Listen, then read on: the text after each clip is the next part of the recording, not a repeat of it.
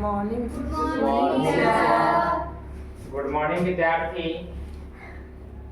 आप सभी उम्मीद करते हैं कि अच्छे होंगे। आज हम लोग का एक बहुत सा आपके एग्जाम के लेवल के लिए 10th और 12th के लिए और साथ साथ में और भी बोर्ड एग्जाम विद्यार्थी के लिए सभी क्लासों के लिए एक सुंदर सा टॉपिक है जिसमें टाइम एंड टेंस, समय और काल ये हम लोग को पढ़ना। बच्चों को अक्सर कंफ्यूजन रहता है समय और काल में।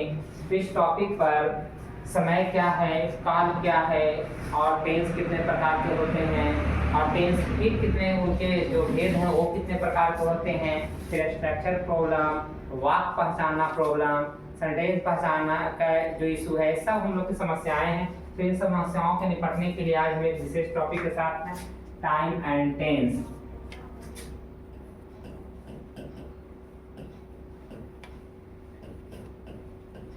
टाइम एंड टेंस हिंदी में हम कहेंगे टाइम को पहले से जानते हो, समय कहते हैं। टाइम को क्या कहते हैं विद्यार्थी? समय कहते हैं। टेंस को काल आप जानते हैं।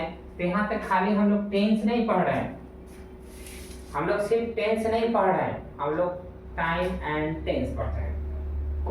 तो टाइम एंड टेंस पर एक छोटा सा टिप्पणी, अगर आपको मुख्य रूप से पूछा जाए कि टेंस कितने प्रकार के होते हैं हायर स्टैंडर्ड में, ये आपको जानना नहीं है लेकिन फिर भी बताने के लिए बता दें कि टेंस मुख्यतः दो प्रकार के होते हैं, प्रेजेंट टेंस और पास्ट टेंस। फ्यूचर नहीं होता है, लेकिन विद्यार्थी टाइम फ्यूचर होता है, इसीलिए विद्यार्थी हम लोग टाइम एंड टेंस पढ़ते हैं।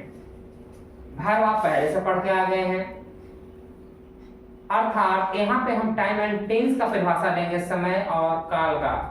समय हमारा फ्यूचर में भी होता है, सो हमसे यहाँ पहला एक प्रश्न पूछा जाएगा, what is time and tense?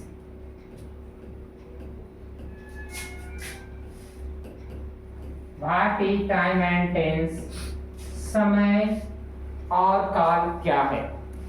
ये आपसे एक छोटा सा प्रश्न है, सिंपल प्रश्न है जिसका आंसर आप पहले से जानते हैं या नहीं भी जानते हैं, तो आज के साथ हम लोग जानेंगे। आंसर होगा टाइम एंड टेंस में क्या है? The changing of verb form according to time is known as time and tense. हमने क्या बोला विद्यार्थी? The changing of verb form according to time. समय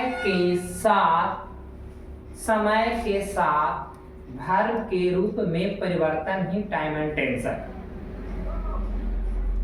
इसको और एक्सप्लेन करते हैं। पहले एक लाइन डिफिनेशन लिख लेते हैं। The change of verb form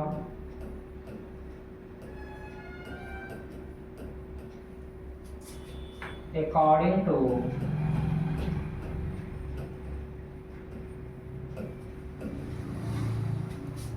time is called time and tense.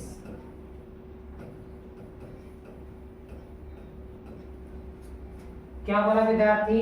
The changing of verb form या the change of verb form according to time is called time and tense. इसका मतलब है कि हम एक बात तो स्पष्ट कर लेते हैं यहाँ पे कि वर्ब में हम क्या करने वाले हैं कि विद्यार्थी वर्ब फॉर्म को ही बदलने वाले हैं। किसको बदलने वाले हैं? वर्ब। वर्ब क्या है? एक्शन और स्टेट ऑफ सब्जेक्ट या समथिंग, किसी की स्थिति अवस्था या उसकी प्रतिक्रिया की हमारी क्या है? वर्ब है। और वो आप पहले से पढ़ चुके हैं कि वर्ब होता क्या। इसके लिए एग्जाम्पल हम समझाते हैं। एग्जाम्पल में विद्यार्थी हम लेते हैं 3 वाक्य। राम जाता है, राम क्या करता है? जाता है। राम गया, राम जाएगा। राम जाएगा। अब हम इस पर तीनों अनुवाद करते हैं, ट्रांसलेट करते हैं। हम बताएंगे आज विशेष चर्चा इसी पर करने वाले हैं कि हम इसका अनुवाद कैसे करेंगे, सिर्फ हम अभी बनाकर दिखा रहे हैं।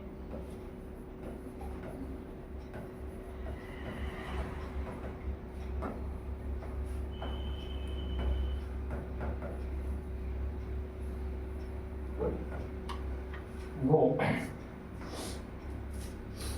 Ram goes, Ram been, Ram will go, go goes been, ये तीनों गोए का रूप है।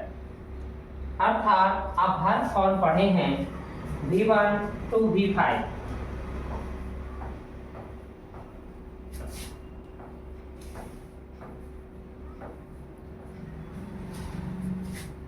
Go, went, gone, going, goes. आपने हर फॉर्म इस प्रकार से पढ़ा है, go, went, gone, going, goes. अर्थात विद्यार्थी इन्हीं हर फॉर्म के परिवर्तन ही तो हमारा टाइम एंड टेंस है। लेकिन ये परिवर्तन कब और किन परिस्थितियों में किस तरीके से होगा, जिसको हम विस्तृत समझेंगे। तो आपसे यहाँ पे अगला प्रश्न पूछेगा, how many types of time and tense. आपसे ये भी जानना चाहेगा टाइम एंड टेंस कितने प्रकार के होते हैं।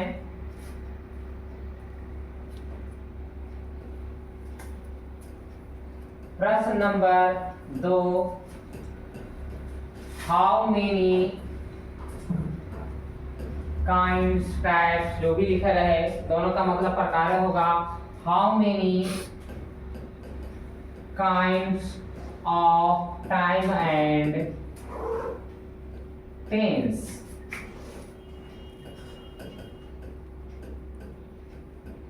समय और काल कितने प्रकार के होते हैं।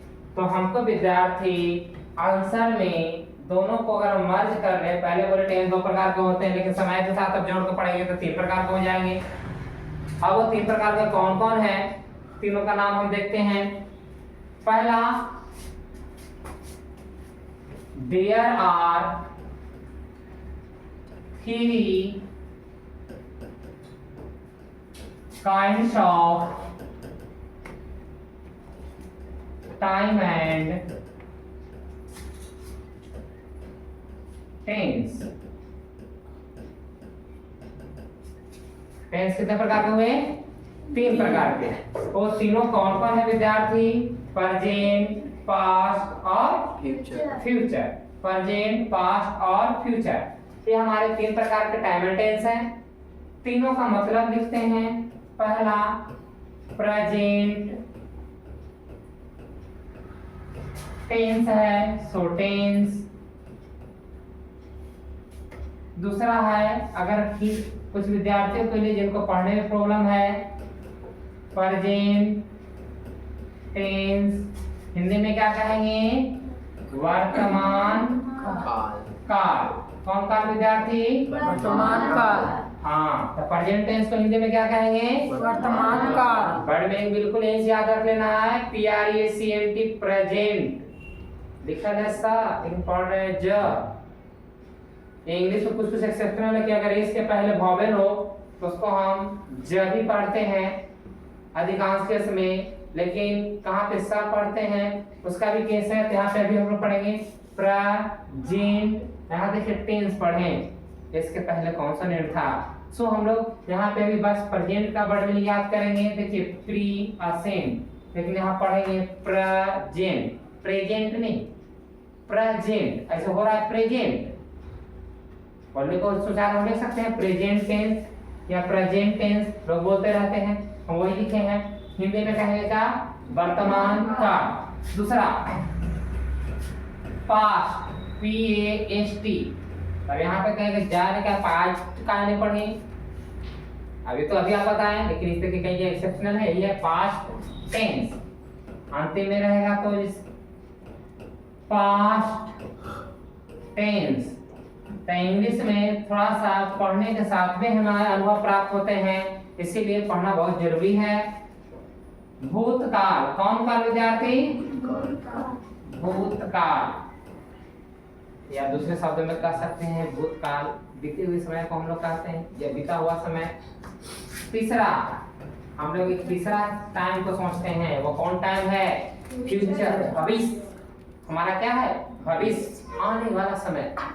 हिंदी में हम लोग उसको भविष्य काल कहेंगे। हिंदी में क्या कहेंगे? भविष्य काल। इंग्लिश में फ्यूचर।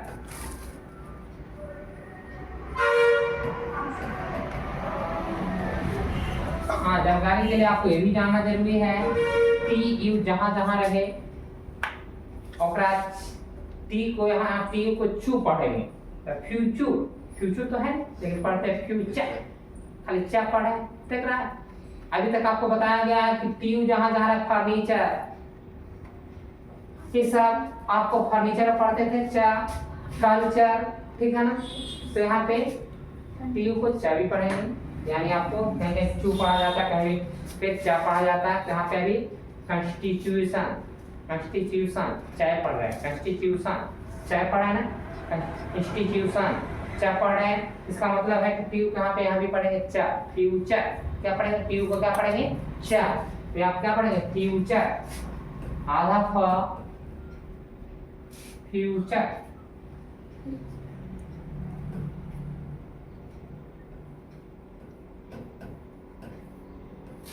हिंदी में क्या कहेंगे? भविष्य काल। क्या कहेंगे विद्यार्थी? भविष्य काल। ना बिल्कुल हम बेसिक से चल रहे हैं, जो पर हर एक वर्ड में पर ध्यान देते चलेंगे और यहीं से आगे जाते जाते विद्यार्थी आपका एडवांस लेवल बदल जाएगा। हमको सबसे पहले ज्यादा कुछ नहीं जानना, लेकिन इतना जरूर जानना है कि टेंस, टाइम एंड टेंस कितने प्रकार के होते हैं। सिर्फ टेंस नहीं, टाइम एंड टेंस कितने प्रकार के होते हैं। बच्चे लोग कहने को लोग टेंस भी कह देते हैं कि टेंस 3 प्रकार के होते हैं, और वहां तक चलेगा क्योंकि वो बच्चे हैं, बच्चे लेवल पर उतना विशेष जानकारी नहीं दी जाती। लेकिन आपको टाइम एंड टेंस कितने प्रकार, क्या बोलना है? टाइम एंड टेंस कितने प्रकार के होते हैं? 3 प्रकार के होते हैं। Present tense, past tense, future tense. Present tense, past tense, future tense, तीनों से आप भली भांति अवगत हैं। जैसे में प्रेजेंट टेंस क्या? वर्तमान समय। जैसे में आप वर्तमान से पहले से प्रेजेंट टाइम अभी हम जो जी रहे हैं, आप यहाँ जो क्लास अटेंड कर रहे हैं, आपका प्रेजेंट है। पास्ट क्या है? कि विद्यार्थी आप जो घरे थे, अभी सोच रहे थे कि हमको क्लास जाना है, वो बीत गया, वो पास्ट टाइम हो गया। हमारा वर्तमान ही तीनों बातों को निर्धारित करता है। भविष्य क्या है? जब आप यहाँ बैठे सोच रहे हैं कि कुछ ही आफ्टर सम टाइम हमारी छुट्टी हो जाएगी, तो ये क्या हमारा भविष्य टाइम। यानी तीनों घटना को आप एक साथ सोचते रहते हैं।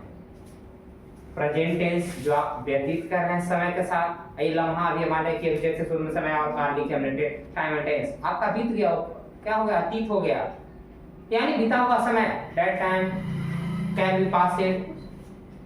जो गुजर गया हमारा क्या है? पास्ट है।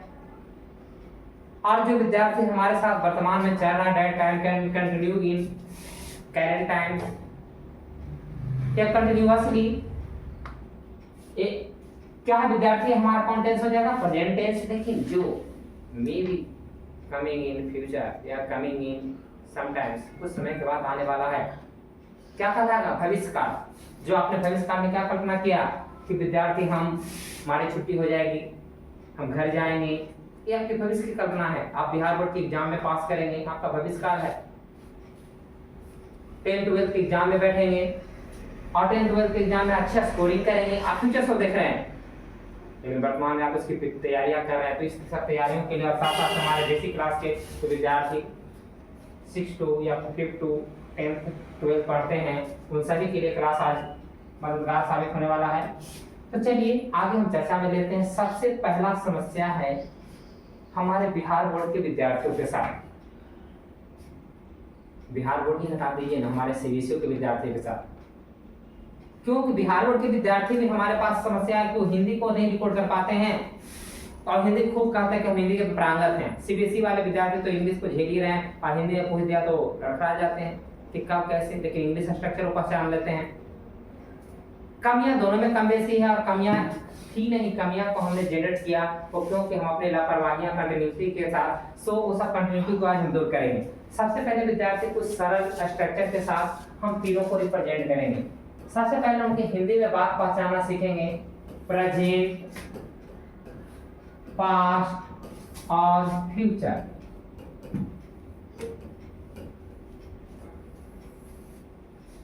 ध्यान रखें विद्यार्थी,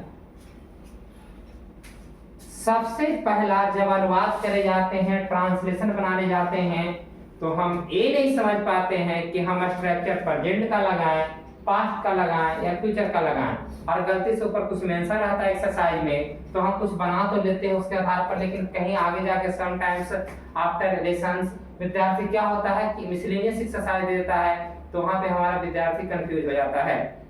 इस कंफ्यूजन से हम आपको आज बाहर निकालते हैं। सबसे पहले विद्यार्थी आपको ध्यान रखना है, हम आपको दो पहचानने के लिए सिखाएंगे, तीसरा ऑटोमेटिक आप पहचान पाएंगे। अगर प्रेजेंट टेंस में वाक्य हिंदी में एंडिंग या समाप्ति हा अक्षर से हो तो हम कहेंगे कि ये मेरा प्रेजेंट टेंस का वाक्य है। अभी कौन है कैसे हो हम आगे चर्चा लेंगे। अगर किसी हिंदी वाक्य के अंत में अगर विद्यार्थी हा अक्षर का है, हो, ये सब रहेगा, हूं, है, हो, हूं, तीनों का रहेगा है, अर्थात हा वाला कैसे कैसे दिखाई देने वाला है, हा वाला चार रूपों में देखना है, हो,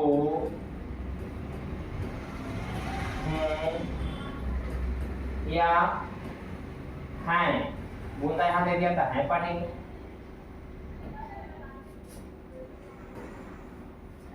है, हो, हूं, यही चार तो रहेगा। और वाक्य पहचानने में बार बार कंफ्यूज है। अगर किसी हिंदी वाक्य की समाप्ति या हिंदी सेंटेंस की समाप्ति एंडिंग अगर है, हो, हूं, है से है तो ये पहले हम देख कर ही बता देंगे कि हमारा वर्तमान काल के वाक्य है। अब स्ट्रक्चर वर्तमान काल का ही लगेगा, वो कौन कौन होगा वो बात समय के अनुसार हम चर्चा में लेंगे। पहले बात पहचानना सीखते हैं मेरी। अब दूसरी बातें हैं, अगर किसी शब्द के अंत में, किसी वाक्य के अंत में अंतिम शब्द का अक्षर की समाप्ति आपको विद्यार्थी ग अक्षर से हो तो ये विद्यार्थी आपको समझिए कि विद्यार्थी फ्यूचर का वाक्य होगा। किसका वाक्य होगा? फ्यूचर का। किसका वाक्य होगा? फ्यूचर का। अर्थात विद्यार्थी हम प्रेजेंट और फ्यूचर को पहचानना सीख गए। हम कोई बात बोलेंगे, आप देखिएगा बता पाएंगे। अगर मान लें कि हम एक सेंटेंस लिखते हैं, हम लोग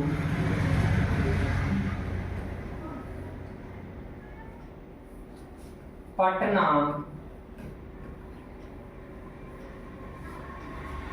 जा चुके हैं। हम लोग पटना का के हैं, जा चुके हैं। तो इस कंडीशन में हमने बात को, आपने बीच में स्ट्रक्चर नहीं पहचाना, आपने बस देखा अंत में कि है, अर्थात हमारा प्रेजेंट टेंस का वाक्य था। फिर मान लीजिए हम यहाँ पे लिखते हैं सीमा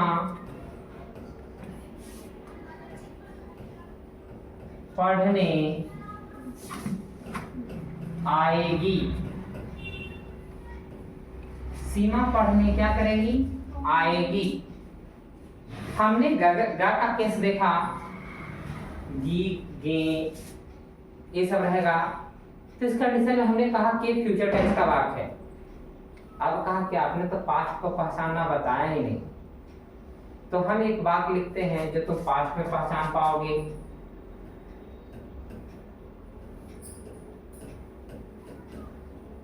राम सोया। हम देखा शुरू में है, है, अंत में नहीं। इसके वाक्य अंत में ग है नहीं, अर्थात ना है ना ग है, इसका मतलब फ्यूचर है।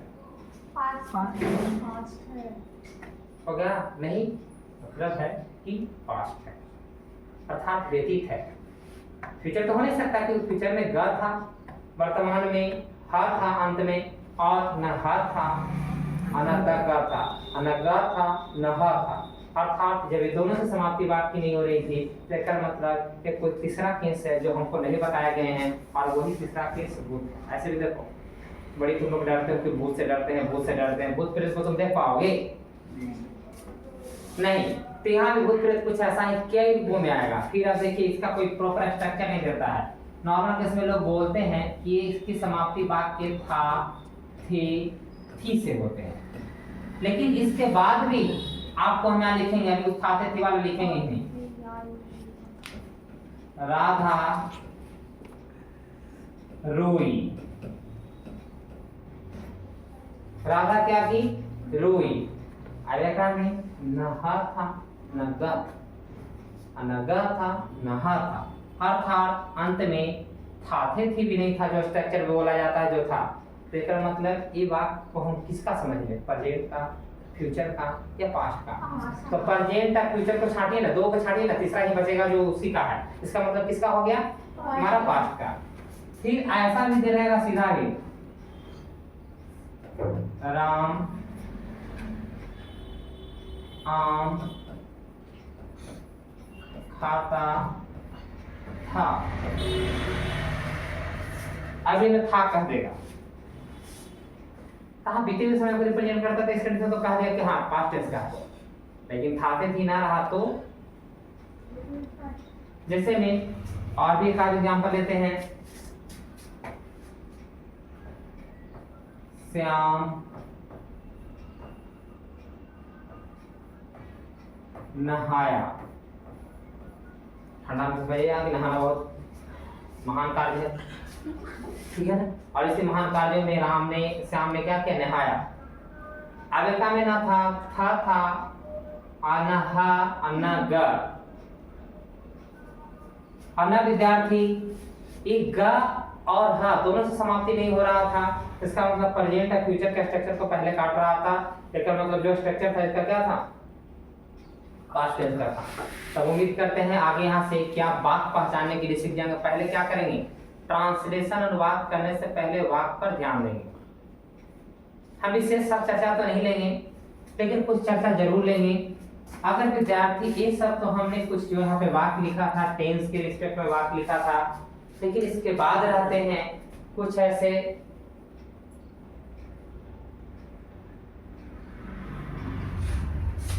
वर्ड रहते हैं जिसको हमको पहचानने रहते हैं। जैसे विद्यार्थी हम लोग नॉर्मल केस में बनाते हैं एमीजार, बाजवेयर, सेलवे।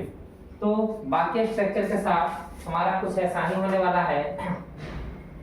सबसे पहले रहेगा यहाँ से, अगर हर वाला केस में है तो यहाँ तीन को प्रयोग होगा, ए ई आर। इसमें देख लीजिए वाज, वेयर और हैड, और इसमें सैलिया क्या होगा विद्यार्थी? वे। तो अभी नॉर्मल बात की बात हम कर रहे हैं, वहां पे डेट नहीं आएंगे, ठीक है ना। सैलिया वे। अब यहाँ पे ध्यान रखना विद्यार्थी कि एम इज आर का प्रयोग हम कब करेंगे और वाज वेयर का प्रयोग हम कब करेंगे और हैड का प्रयोग कब करेंगे। देखिए नॉर्मल जिसमें आप समझिए कि अगर जैसे में राम एक लड़का है, ये वर्तमान भी बता रहा है, तो राम के साथ एम इज आर में सिमिलर होने का लिए चुना होगा, Ram is a boy. Ram एक लड़का था,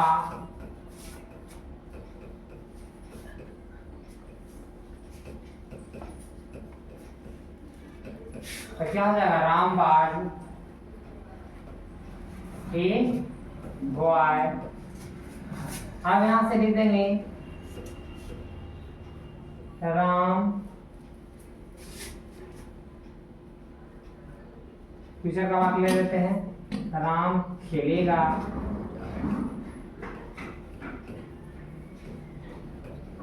राम विल प्ले। मतलब है कि हम लोग इसके अकॉर्डिंग वाज वेयर का चुनाव करने में कभी कभी कंफ्यूज होते हैं।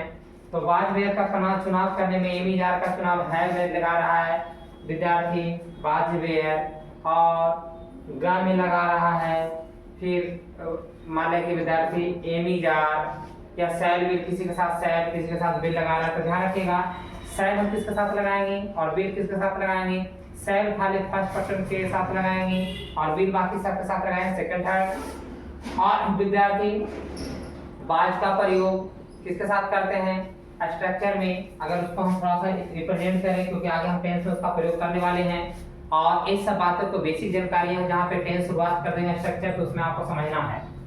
सबसे पहले देखिए विद्यार्थी आपको पर्सन को पहचानना आना चाहिए। पर्सन कितने होते हैं 3।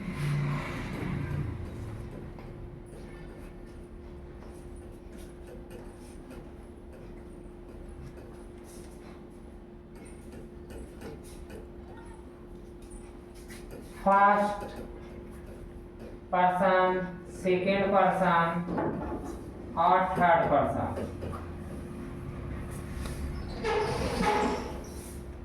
अगर इसको आप पहचान लेते हैं तब आपको आगे मदद मिलेगा। जैसे देखिए फर्स्ट पर्सन में हम क्या कहते हैं स्पीकर को फर्स्ट पर्सन करते हैं अर्थात वक्ता को हम लोग क्या कहते हैं फर्स्ट पर्सन। बोलने वाला क्या हो सकते हैं हम अकेले हो सकते हैं या हम लोग एक साथ बोले। तो जब हम लोग अकेले बोले हम इस कंडीशन में आई और अगर हम लोग एक साथ मिले तो क्या होगा बी मतलब हम लोग। सेकंड पर्सन में सुनने वाला तुम अकेले हो सकते हो या तुम लोग हो सकते हो। तो यू अगर अकेले हो तो तुम तू आप। इस कंडीशन में तुम लोग आप लोग ये दोनों के लिए यू का प्रयोग करेंगे। थर्ड पर्सन में विद्यार्थी he, she, it, any, singular,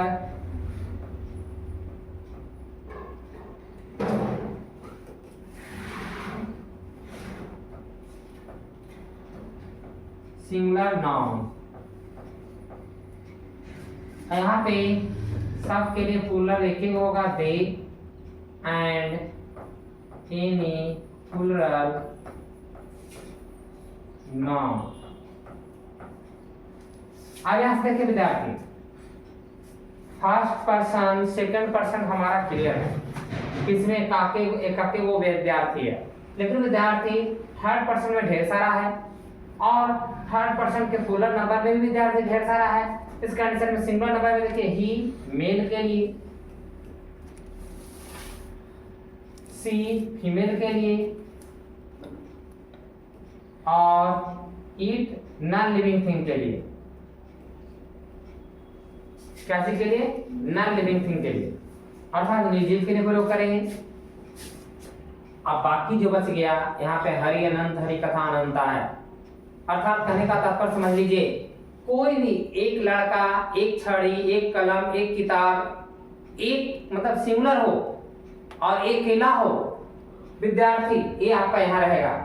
एक गाय एक पक्षी सब कहाँ यहाँ पे राम श्याम जितना विद्यार्थी है सबका नाम सिंगुलर अकेले रहे तो, लेकिन एक से ज्यादा रहे तो उस सब के लिए विद्यार्थी हम लोग दे उसके लिए प्लूरल वर्ब का इस्तेमाल कर सकते हैं, प्लूरल प्रोनाउन का इस्तेमाल कर सकते हैं। और विद्यार्थी फिर उसका प्लूरल प्रोनाउन रूप नाउन रूप जैसे मैं आपको मान लिया बॉय का बॉयज, गर्ल का गर्ल्स, चाइल्ड का चिल्ड्रेन जो आप सिंगुलर प्लूरल पढ़ के आए। साथ साथ में विद्यार्थी यहाँ पे एक से ज्यादा दोस्त रहे नाम जैसे राम श्याम दो हो गया राम श्याम मोहन सीता गीता रीता एक से ज्यादा यानी एक से ज्यादा अगर दोस्त भी फ्रेंड आ जाए तो यहाँ पे आ जाएंगे। सिंगुलर में आपको बच्चों को यही कंफ्यूजन रहता है वो नहीं समझ पाते हैं। सिंगुलर ये बुक देखा राम एंड श्याम लिखा है तभी इजे लगा रहा है लेकिन राम एंड श्याम क्या अकेला राम है नहीं अकेला राम नहीं है तो इधर छोड़ेगा प्लूरल में जाएगा और यहाँ प्लूरल वर्ब ले जाएगा। आप प्लूरल वर्ब कैसे कैसे लेगा जो समझ लेते हैं। देखिए एम ई जार में ई एम लेगा एक लघुआ है एम लेगा। अब इसके बाद बाकी इस घर को हम इज देंगे और बाकी जो बच गए हैं ये सब यहाँ से यहाँ तक जिसको हम टिक आउट कर रहे हैं ये सब को क्या देंगे आर देंगे। ध्यान रखिए, एम इज आर में आई को एम देंगे। आई में एक विशेष बात है और आप याद रखेंगे, अक्सर आप में गलतियां ये देखी जाती है कॉपी में। आई अगर हमारा प्रोनाउन रूप है और उस अकेला वाक्य में कहीं भी आए, शुरुआत में आए, बीच में आए, वाक्य की समाप्ति में आए, हमेशा क्या रहेगा? कैपिटल लेटर में रहेगा। क्या रहेगा? कैपिटल लेटर में। अंग्रेजी के बड़े अक्षर में रहेंगे। अंग्रेजी के कैसे अक्षर में रहेंगे? बड़े अक्षर में रहेंगे। और हम लोग इस गलतियां को बार बार दोहराते रहते हैं कि कभी कभार स्मॉल लेटर में तो ये तो याद रहता है कि कोई भी शब्द सेंटेंस की बिगनिंग अक्षर का पहला लेटर क्या होता है? कैपिटल होता है। ये लिख लेते हैं, लेकिन बाद में विद्यार्थी क्या करते हैं? आगे आयु मिला तो आई तो बीच में मिला ना, तो इस कंडीशन में उसको गलत कर लेते हैं। अब देखिए इसको समझ लेते हैं, तो थोड़ा वाजपेयर को समझ लेते हैं।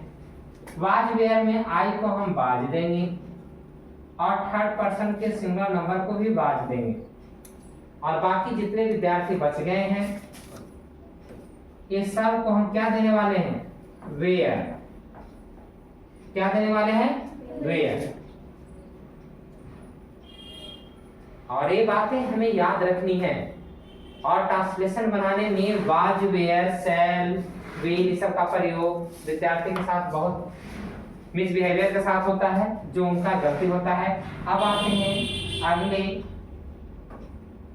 अब आते हैं विद्यार्थी, अब रह गई बारी की शैल या विल में। तो शैल इस घर के विद्यार्थी को मिलेगा, यानी फर्स्ट पर्सन के दोनों रूप में शैल का प्रयोग करेंगे। बाकी रिमेनिंग है ये सब के साथ हम क्या चीज का प्रयोग करेंगे? विल का प्रयोग करेंगे। क्या चीज का प्रयोग करेंगे? विल का। अब आते हैं हैज, हैव, हैड। इसमें भी हमारा कंफ्यूजन है, तो इस कंफ्यूजन से हम बाहर निकालते हैं। अब देखिए विद्यार्थी, हैज, हैव, हैड में क्या है? सिर्फ थर्ड पर्सन के सिंगुलर घर को हैज देंगे, ठीक है। और विद्यार्थी सब को हम एक साथ हैव देने वाले हैं, अर्थात हैव इसी घर में पड़े। ये सब के लिए क्या पड़ेगा? हैव। हैव के बाद आते हैं कि विद्यार्थी हैड, हैड किसको देंगे? तो हैड में कोई रूल्स लागू नहीं होता है, तीनों के साथ हम हैड का प्रयोग कर सकते हैं। हैड का प्रयोग तीनों के साथ कर सकते हैं, तीनों first person, second person, third person के साथ करेंगे। तो जब आप इस बात को आप समझ रहे हैं, तो इसका मतलब है विद्यार्थी कि आपका एक कंफ्यूजन थोड़ा बाहर निकलते हैं। फिर से कुछ हमारे विद्यार्थी हैं सीबीएसई पढ़ते हैं और वो अक्सर ट्रांसलेशन बनाने की कोशिश करते हैं, अभ्यास क्लास के साथ चेक कराते हैं और उसमें देखते हैं कि हमेशा एक गलतियां उनके साथ देखने को मिलती है। एम इज आर में एम का प्रयोग सिर्फ आई के साथ, इज का प्रयोग थर्ड पर्सन के सिंगुलर नंबर के साथ, आर का प्रयोग बाकी केस के साथ। एक एक्सेप्शन याद रखो, वाज वेयर में बाय का प्रयोग फर्स्ट नंबर के सिंगुलर नंबर, फर्स्ट पर्सन के सिंगुलर नंबर और थर्ड पर्सन के सिंगुलर नंबर के साथ बाज का, बाकी सब के साथ वेयर का। यस राज जी, आप समझने की कोशिश जरूर करें। अब यहां से देखिए, अब आते हैं हैज, हैव में। हैज सिर्फ थर्ड पर्सन के सिंगुलर नंबर को, राम अकेला रहेगा तो, श्याम अकेला रहेगा तो, एक लड़का रहेगा तो, एक गाय रहेगा तो। लेकिन विद्यार्थी अगर एक से ज्यादा बहुवचन में राम एंड श्याम है, प्लूरल में चल के इधर में आ गया, गाय, बच्चे, ये सब क्या चलेगा? प्लूरल में हमेशा क्या लेगा? हैव लेगा। हैड, हैड में कोई रिस्ट्रिक्शन नहीं है, सबके साथ हैड ही लगेगा। शैल विल में रिस्ट्रिक्शन है, और वो क्या है? फर्स्ट पर्सन के सिंगुलर नंबर के साथ, सॉरी सिंगुलर और प्लूरल दोनों नंबर के साथ शैल का और बाकी के साथ विल का। ये भी आप कम से समझ गए हैं, लेकिन हम लोग पढ़ तो रहते हैं टेंस। एक एडवांस जानकारियां थी, क्योंकि हम आगे जाएंगे तो हम ये स्ट्रक्चर भरने लगेंगे, तो आप वहां पे गलतियां करेंगे। सब्जेक्ट में वर्ब का चुनाव, हेल्पिंग वर्ब के चुनाव में आप अक्सर गलतियां करते हैं। सो 1-2 मिनट हमने उस पर समय बर्बाद किया या उसका सदुपयोग किया। अब थोड़ा सा चलते हैं विद्यार्थी अगले सेशन में, जहां से हमारा टेंस का मुलाकात हमारे साथ होने वाला है। टाइम एंड टेंस हमने कितने प्रकार से पढ़ा? 3 प्रकार के, present, past, future. Present, past, future, present, past, future. Tense कितने प्रकार के? 3। टाइम एंड टेंस कितने प्रकार के? 3 प्रकार के। ये अक्सर ध्यान में खाली कल का भावना बस आपसे पढ़ा के फिर पूछेगा टेंस कितने प्रकार के, तो बढ़िया से। लेकिन फिर भी आपको अगर टेंस भी पूछे ना तो आपको वही सुनना वो चाहता है 3 प्रकार के, और अगर आप 2 बोल देंगे तो आपको उसको बहुत सारे तर्क देने पड़ेंगे, बहुत सारे तर्क देने पड़ेंगे। जो तर्क आप हो सकते हैं वहां समझाने में असमर्थ रहे, इसीलिए आप पहले 3 पर चले, गलती काटे तब कहना हम जानते हैं। लेकिन मे भी हम आपको फुल एक्सप्लेनेशन नहीं करेंगे और क्योंकि उससे समय हमारा बर्बाद जाएगा। अब यहाँ से चलते हैं, उसके लिए हम स्पेशल क्लास लेंगे। अब यहाँ से देखिए विद्यार्थी, हमने पढ़ा टेंस नहीं टाइम एंड टेंस, तो दोनों हम लिख लेते हैं। कितने प्रकार के?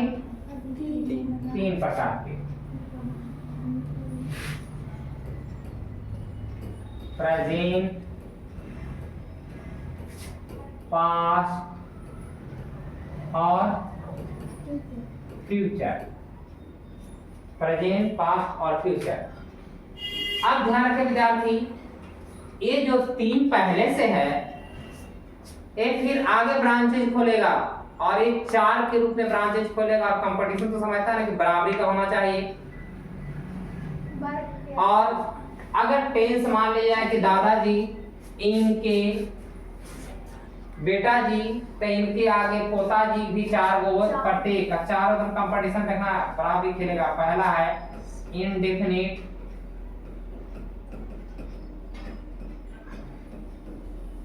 दूसरा कंटिन्यूअस, परफेक्ट और अगला क्या आता है? Perfect continuous.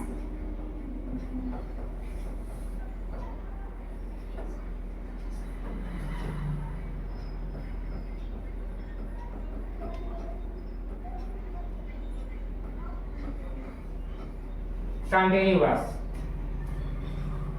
अब देखिए विद्यार्थी, यहाँ पे हम लोग को एक कंफ्यूजन है विद्यार्थियों के साथ कि कंटिन्यूअस को किन किन नामों से और जानते हैं, और ये कंटिन्यूअस हम लोग को कंफ्यूज करता है। तो कंटिन्यूअस को हम समझ लेते हैं, इसको इम्परफेक्ट भी कहते हैं, प्रोग्रेसिव भी कहते हैं। तो कभी काल आपसे अगर कंटिन्यूअस को इम्परफेक्ट या प्रोग्रेसिव कह देगा तो आप वहां पे कंफ्यूज ना होंगे। कंटिन्यूअस का ही ये नाम है। जैसे मैं आपका, जैसे गांधी जी को हम बहुत सारे नाम से अपने प्यारे बापू को जानते हैं, बापू, मोहनदास करमचंद गांधी, राष्ट्रपिता, महात्मा गांधी, ये सब हम अपने देश के महान राष्ट्रपति की राष्ट्रपिता, ये ध्यान रखना है। हमेशा बोलने वाला हर एक वक्त सही है, एक जायज नहीं हो सकता है। आप अपना दिमाग का हमेशा इस्तेमाल करें। राष्ट्रपति नहीं, राष्ट्रपिता किनको कहते हैं? महात्मा गांधी को, मोहनदास करमचंद गांधी को बापू के नाम से भी जानते हैं। अकारण पूरा इतिहास में पढ़ते रहिए। अब यहाँ से देखें विद्यार्थी, ये क्या कहना चाहें, अर्थात बराबरी का हिस्सा हो रहा था, तो अब इसको बोलने में एक फ्लो मिलाना है। आगे हम इसके साथ ब्रांचें में जोड़ देते हैं टेंस।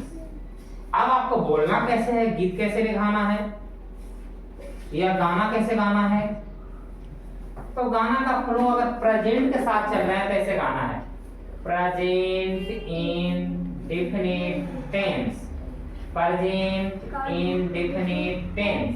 दूसरा कहना है फिर प्रेजेंट के साथ, present continuous tense, present continuous tense, present imperfect tense, present progressive tense. फिर तीसरा कहेंगे present perfect tense, present perfect tense. और फिर क्या कहेंगे, चौथा present perfect continuous tense, present perfect continuous tense. अब पहला का गीत कंप्लीट हो गया था, दूसरा का कहा हमरो ही गीत सुना हो, तो कहें ठीक है चलो सुनाते हैं। Past indefinite tense, past indefinite tense, past पर continuous tense, past continuous tense, past perfect tense और पास्ट परफेक्ट कंटीन्यूअस टेंस। यहाँ तक दिक्कत है? नहीं। तो फ्यूचर को नाराज रखोगे, उसको भी पसंद कर लेते हैं। कहीं आप परेशान हो गया तो बहुत दिक्कत वाली बात हो जाएगी। सो हम लोग चलते हैं फ्यूचर विद्यार्थी के साथ।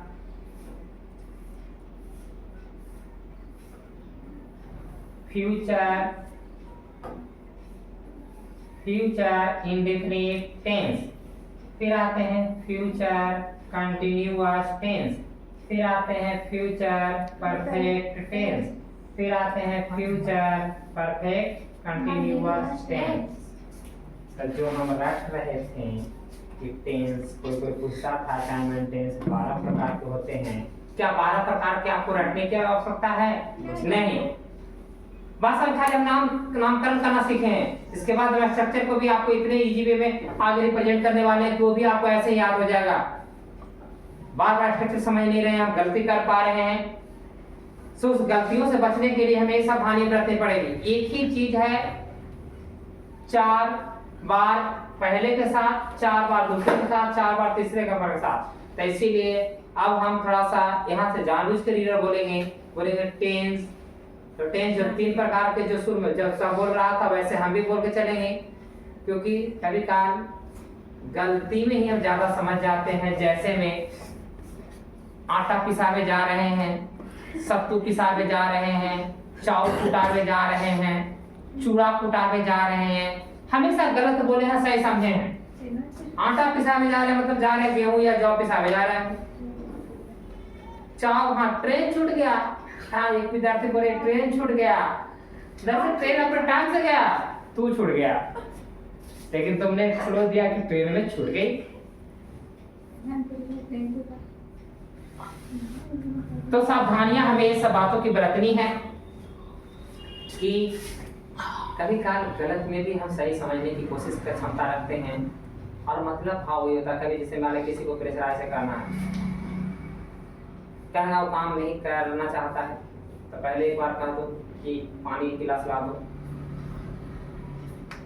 तो पानी नहीं दिया, नॉर्मल केस था, तो दोनों स्थितियां था। अब जैसे पीके मोदी में जैसे बोला, अब बोलेंगे उसको फिर बोलेंगे तो पनिया नहीं लाएगा, तो पनिया नहीं लाएगा, तो पानी नहीं लाओगे, अब वो टेंशन आ जाएगा, देना है या नहीं देना है। देता है तभी फंस गया कि हार गया, नहीं देता है तभी उसको डर है कि अगला बार हमारे साथ गलत होने वाला है, इसीलिए अंत में विवाद में सब कंफ्यूजन में रहते हुए पानी ला के देता है। तो चीजें वही है, समझने के तरीके बदल जाते हैं। और अगर सरल वे भी काम कर देता तभी मेरा काम वही होता। तो यहाँ पे भी वही विद्यार्थी, हम लोग टाइम एंड टेंस को कभी काल टेंस कह के यहाँ से बोल के भी चलेंगे, आपको बोलेंगे टेंस, आप भी गलत को ही समझते चलेंगे। टेंस हमारा कितना है मुख्य रूप से, टाइम एंड टेंस कितने प्रकार के से, मुख्य रूप से 3 प्रकार के थे, और 3 आगे 4 में टूटे, और 3 गुने 4 अगर कैलकुलेशन मैथमेटिकल सीधा किया जाए तो हो गया होगा 15 ना 12। इसका मतलब आपका कैलकुलेशन मैथमेटिकल भी ठीक ठाक है। 3 गुने 4 12, अर्थात हमको 12 रूपों में टाइम एंड टेंस को फ्लो करके एक्सपेंड करके पढ़ने हैं। टेंशन में आ गया होगा कि अभी तो 3 बताए फिर 12 कर दिए, अभी 48 कर जाएंगे तो और टेंशन में ना जाओ। तो देखो चलो 48 करते हैं, उसके बाद फिर 60 करेंगे। सर सिंपल टेंस के किसको बोलते हैं? हाँ सिंपल टेंस अगर नॉर्मल केस में बोलेगा तो आपको नहीं, सिंपल टेंस खाली हो रहा था एज ए नॉर्मल केस में इंडेफिनिट है, लेकिन इंडेफिनिट में किसका बोल रहा है, पास्ट का कि फ्यूचर का कि आपको विद्यार्थी प्रेजेंट का, ये सोचना है। खाली सिंपल टेंस कहने से विद्यार्थी हम नहीं बता सकते हैं कि प्रेजेंट चर्चा ले रहा है या पास्ट चर्चा है, लेकिन जैसे बोलेगा सिंपल कुछ आगे मेंशन कर देगा विद्यार्थी, कुछ आगे मेंशन कर देगा, खाली सिंपल टेंस से कोई क्लियरनेस नहीं है, वो किस टेंस की चर्चा ले रहा है। ये बात स्पष्ट करें। हाँ, आगे कुछ क्लियरनेस क्लू देगा और उसी क्लू से हम आगे बढ़ेंगे। तो चलिए हम इसको थोड़ा सा और एक्सपेंड करते हैं।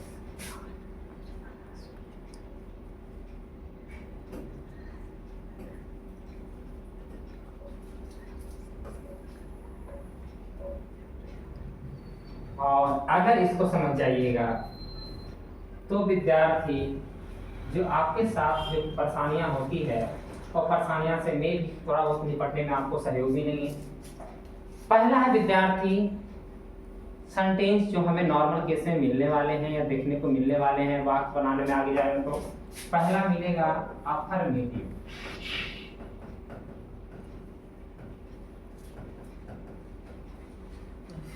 दूसरा मिलेगा निगेटिव, तीसरा मिलेगा अफर्मेटिव प्लस निगेटिव, चौथा मिलेगा WH इंट्रोगेटिव,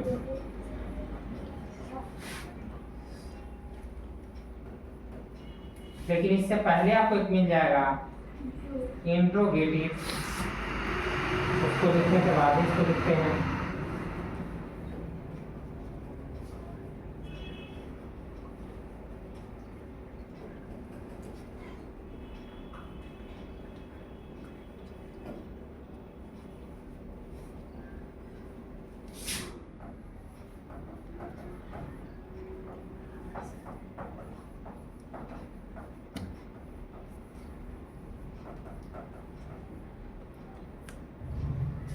इंट्रोगेटिव, फिर आ जाएगा WH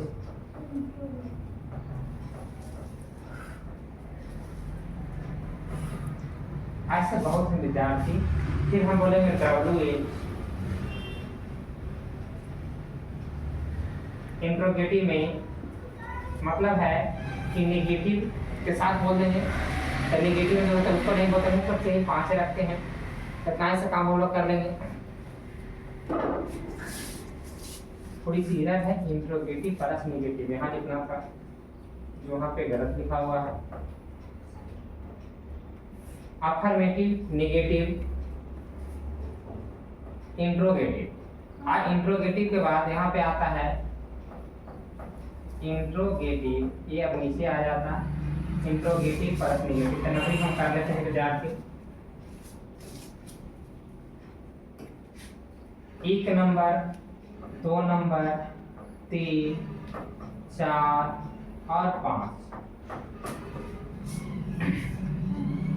पहला हमारा अफर्मेटिव सेंटेंस सकारात्मक वाक्य, दूसरा नेगेटिव सेंटेंस नकारात्मक वाक्य, तीसरा इंट्रोगेटिव प्रश्नात्मक और चौथा इंट्रोगेटिव प्लस नेगेटिव प्रश्नात्मक नकारात्मक वाक्य। और चौथा पांचवा हमारा हो जाएगा WH इंट्रोगेटिव, यानी WH वर्ड के साथ हमारे आएंगे। अब देखिए विद्यार्थी, अभी तक हम 12 तो भी ले आए हैं, अब 12 में फिर 5 से गुना कर देंगे तो 12 बचे 7। WH इंट्रोगेटिव नेगेटिव होता है। हाँ WH हाँ होगा, इसमें नेगेटिव भी आएंगे, तो बोले कि और 6 बढ़ जाएगा 12 से 72, फिर एक्सपेंड करेंगे। इसी में हम लोग समझ लेंगे ये स्ट्रक्चर के साथ, ये स्ट्रक्चर WH के साथ, फिर आगे बढ़ जाएगा, नोट आ जाएगा। हाँ यहाँ भी हो सकता है, अगर एक विद्यार्थी का कहना है कि सर क्या हम WH इंट्रोगेटिव प्लस नेगेटिव क्या बात ले सकते हैं? बिल्कुल ले सकते हैं। इस सब के स्ट्रक्चर क्या रहेंगे पहचानने के, ये समझ लेते। पहले वाक्य में पहचाना, इस क्लास में, आज के क्लास में हम ज्यादा आपको शर्त थ्योरी उस प्रकार नहीं लड़ाने वाले हैं। हम आपको जहां पे मेन कंफ्यूजन आपका है समझने में, वो अफर्मेटिव में विद्यार्थी नाम नुक्कुर जैसा कोई समस्या नहीं रहेगा। अंत में वाक्य की समाप्ति पूर्ण विराम के साथ होगी।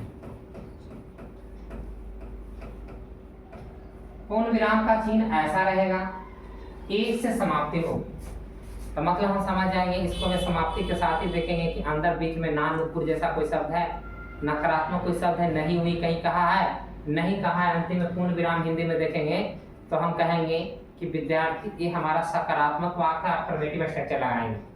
निगेटिव में क्या है, बीच में नहीं एक जगह में आंसर रहेगा या नाम आंसर रहेगा, तो इस कंडीशन में इसके अंत की, इसके बाद की समाप्ति भी पूर्ण विराम के साथ होगी, इसके बाद की समाप्ति भी पूर्ण विराम के साथ होगी।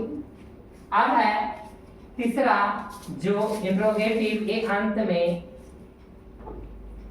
प्रश्नात्मक चिन्ह या इंट्रोगेटिव साइंस, या कहिए काली जी की कटार, या विद्यार्थी अलग ही एक से एक इसका नाम दिए जा सकते हैं, इसको देने में भी बच्चों को कंफ्यूजन होता है, तो इसका हंसिया भी कर सकते हैं। कहता विद्यार्थी इस कंडीशन में आपको ऐसा चित्र दे रहेगा, ऐसे करके बना के उल्टा सी नीचे लटका के नीचे को बूंदा दे रहेगा, प्रश्नात्मक। तो ये देखिएगा, समझ लेना एक वाक्य प्रश्न है, देखेंगे वाक्य के शुरुआत में इन द बिगिनिंग आपको रहेगा क्या, शुरू में क्या रहेगा क्या, टेकरा में भी रहेगा क्या, और अंतिम भी एकरा प्लस नहीं भी रहेगा, और साथ साथ में क्या रहेगा, अंतिम में इंट्रोगेशन साइन तो लेगा ही लेगा ना, इंट्रोगेटिव प्लस नेगेटिव रहता है। और डब्ल्यूएच इंट्रोगेटिव में क्या रहेगा, अंतिम में बीच में क्या क्यों कैसे रहेगा, और इंट्रोगेशन साइन से पहचान। देखो इंट्रोगेशन साइन अंतिम में देखना ना, तो 3 लगन के बाद पहचाने की कोशिश करना। पहला इंट्रोगेटिव है कि डब्ल्यूएच इंट्रोगेटिव है, बस यही जानना, इंट्रोगेटिव है कि डब्ल्यूएच इंट्रोगेटिव है। तो इंट्रोगेटिव रहेगा ना विद्यार्थी, तो शुरू में क्या लगन होगा, वाक्य शुरू में क्या लगन होगा क्या, और डब्ल्यूएच इंट्रोगेटिव होगा तो शुरू में क्या नहीं लगा रहेगा, लेकिन अंतिम में साइन लगा रहेगा। और जब ये साइन लगा रहेगा, चिन्ह लगा रहेगा, तो हिंदी इंग्लिश दोनों में ये साइन पड़ेगा। बच्चे लोग देना भूल जाते हैं, हिंदी में लिखेंगे तो इंग्लिश में नहीं लिखेंगे, इंग्लिश में लिखेंगे तो हिंदी में गायब कर देंगे। तो ये साइन जब लगा रहेगा तो रहेगा, लेकिन यहाँ पे ये सब फुल स्टॉप में बदल जाएंगे। और विद्यार्थी डब्ल्यूएच इंट्रोगेटिव निगेटिव में भी सिमिलरली को थी, बीच में कोई डब्ल्यूएच वर्ड रहेगा, नहीं शब्द भी रहेंगे, और फिर वाक्य की समाप्ति कैसी से होगी, प्रश्नात्मक चिन्ह से समाप्ति होगी। तो अब यहाँ से देखिए कैसे वाक्य को पहचानेंगे। परजेंट का लेते हैं, परजेंट इंडेफिनिट टेंस का देखिए कैसे खुलेगा, 12-25-60 कैसे हुआ। परजेंट इंडेफिनिट टेंस का अफर्मेटिव स्ट्रक्चर है, नेगेटिव स्ट्रक्चर है, इंट्रोगेटिव प्लस नेगेटिव है, या इंट्रोगेटिव है या डब्ल्यूएच इंट्रोगेटिव है। छठा को हम अभी स्किप कर रहे हैं, छोड़ रहे हैं। तो इस कंडीशन में 5 होता है, 12-25-60, 12-25-60, अर्थात विद्यार्थी 60 प्रकार से हमें वाक्य देकर मिनिमम समान केस में हमसे पूछे जाते हैं कि पहचानिए और उस 60 में से किसी एक स्ट्रक्चर को लगाइए।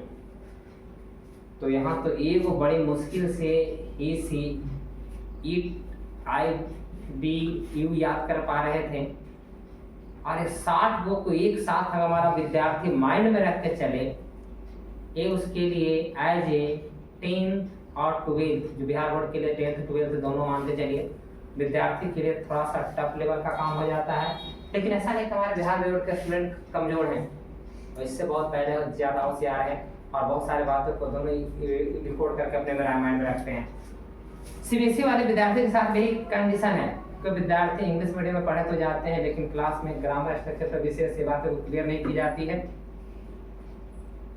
और हमारा मातृ लैंग्वेज संगत करते हुए मदर टैग सबसे ज़्यादा फेमस होता है, और इस पर वार्तालाप न करके इंग्लिश में प्रखंड विद्वानता का परिचय देना भी हमारे सीबीएसई विद्यार्थियों के लिए भारी पड़ जाता है, जो हम आए दिन पढ़ाने के दरमियान ये सब समस्याओं से झेलते रहते हैं, उनकी समस्याओं को सॉल्व करने के प्रयास करते हैं।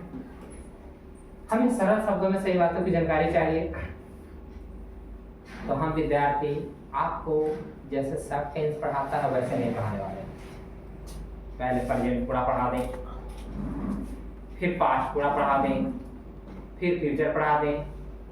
इससे आप पहले से जैसे महान गुण धारण कर रहे थे उन्हीं गुणों में और प्रीति करने वाले हैं। सो हम उस गुण को थोड़ा सा कम करके कुछ नए गुण का प्रवेश करते हैं, समावेशित करते हैं। तो इस गुण को समावेशित करने में देखिए सबसे पहला काम, हम पहले इंडेफिनिट पढ़ेंगे तो सबका इंडेफिनिट पढ़ेंगे, कंटिन्यूअस पढ़ेंगे तो सबका कंटिन्यूअस पढ़ेंगे, प्रेजेंट पास्ट फ्यूचर तीनों का पढ़ेंगे, परफेक्ट पढ़ेंगे तो तीनों का पास्ट प्रेजेंट पास्ट फ्यूचर का पढ़ लेंगे, और परफेक्ट कंटिन्यूअस पढ़ेंगे तो तीनों का पढ़ेंगे। अर्थात विद्यार्थी हम आपके चलने के मार्ग और पहले से सर्व कर देंगे। तो ध्यान रखें विद्यार्थी, आप एक विशेष ध्यान का बातों का ध्यान रखेंगे। वर्ब फॉर्म आपको कम से कम याद रहने चाहिए, और नहीं भी हैं तो आज से जाकर शुरुआत करें, डेली 5-5 से ही सही, और पांचों रूप के साथ सही। हर को अभी तक आप हल्के में ले लेते हैं, V1, V2, V3, V4 और V5। अब इस कंडीशन में हम जो पहला एक सिंपल लेते हैं, राइट लिखना होता है, V2 में रो, यहाँ रिटेन, राइटिंग। यहाँ पे एक बात है, हम आपको और बता दें कि जब हर का चौथा रूप आप बनाने जाए ना किसी का, और अंतिम में ई रहे ना, तो उसको हटा के ING जोड़ेंगे। तो WRIT होता है, घर के पहला रूप में ING जोड़े, पांचवा रूप में क्या हो जाता है, राइट।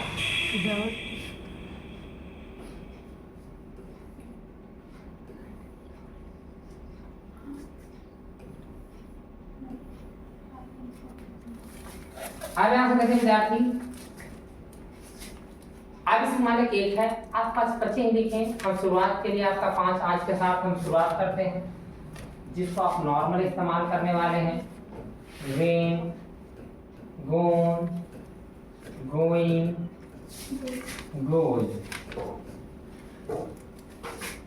काम का वर्ड मीनिंग में चेंजिंग नहीं होता है, काम केम यहाँ पे चेंज होगा, केम यहाँ कमिंग हो जाएगा, काम केम काम। तीसरा रूप में फिर वापस से काम हो जाता है, कमिंग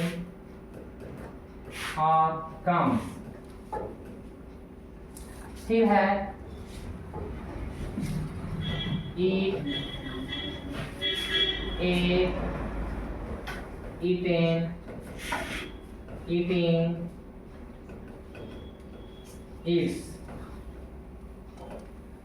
फिर आते हैं डांस, डांसेड, डांसेड, डांसिंग, डांसिंग। अब यहां से देखिए विद्यार्थी, हमने सिर्फ आपके एक फ्लो के लिए हमने यहाँ पे लिखा है, और जब आप आज से प्रैक्टिस करते हैं तो 5 ही, मिनिमम 5 की शुरुआत करें, ज्यादा नहीं। मुश्किल से 100 को याद करते करते मैथमेटिक्स के साथ कवर कर लेंगे। जब भी बोले ना, गो वेट गॉन, गोइंग गोज, पांचों बोले, कम केम कम, कमिंग कम्स, पांचों बोले। जिसका बोले eat, ate, eating, eat, ate, eaten, eating, eats. इस प्रकार write, wrote, written, writing, writes. 3 को लगातार बोल लें और 2 को लास्ट में बोल दें, फ्लो तोड़कर। और ऐसा कोशिश प्रयास करें। शुरुआत हमारी 0 लेवल से हो सकती है, लेकिन विद्यार्थी यही समय के साथ प्रयास और संघर्ष हमारे विद्यार्थी क्या हो सकता है, आगे समय के साथ हमें हीरो बना देगा। तो चलिए, हम जैसा कि आपको बताए हैं कि हम बारी बारी से चलेंगे। अगर इंडिफिनिट चलेंगे तो तीनों का इंडिफिनिट चलेंगे, कंटिन्यूअस चलेंगे तो तीनों का कंटिन्यूअस चलेंगे। अर्थात अगर एक इंडिफिनिट हम पढ़ते हैं तो एक इंडिफिनिट का मतलब है विद्यार्थी कि कम से कम एक में 4, 5, तो 3 में 5 × 15 स्ट्रक्चर पढ़ेंगे, और ऐसे 4 सेक्शन में तोड़ लें तो 15 × 60 समाप्त हो जाएंगे। तो चलिए शुरुआत करते हैं। आज हमारी लड़ाई इंडिफिनिट के साथ है।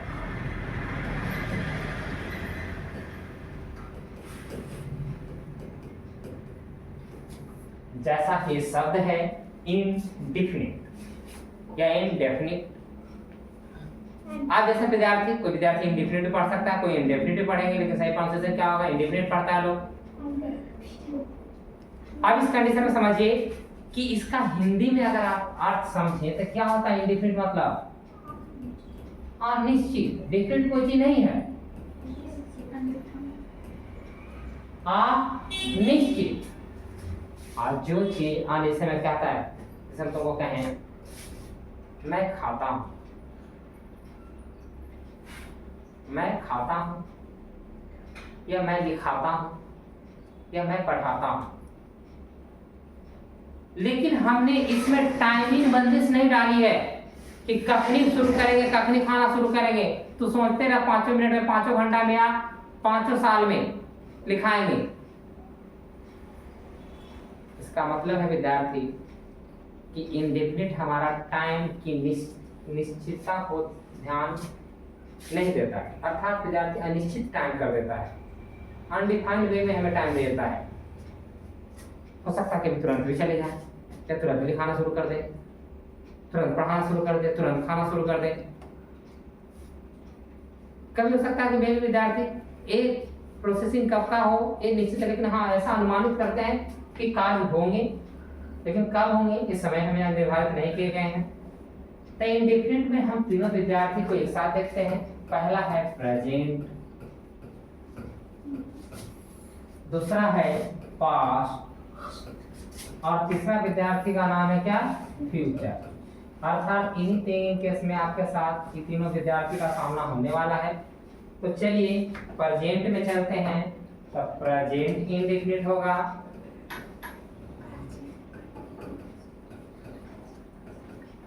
पास्ट में चलेंगे तो पास्ट इंडेफिनिट होगा,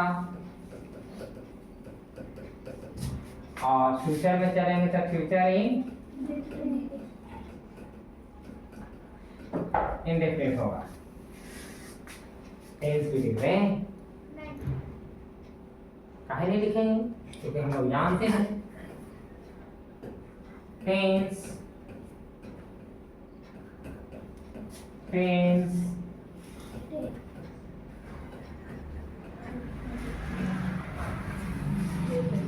अर्थात अब आपका पहला चीज हो गया, पहला एक्सपेक्ट करते हैं तादेर में कि इंडेफिनिट का वर्ड मीनिंग आपको साथ साथ याद हो गया होगा, प्रेजेंट पास्ट फ्यूचर का वर्ड मीनिंग याद हो गया होगा। तो चलिए हम लोग जानकारी के लिए पूछते हैं, चलिए विद्यार्थी आप खड़े हुए बताइए कि पास्ट इंडेफिनिट का वर्ड मीनिंग बोलिए, इंडेफिनिट टेंस का। PASTINDEFINIT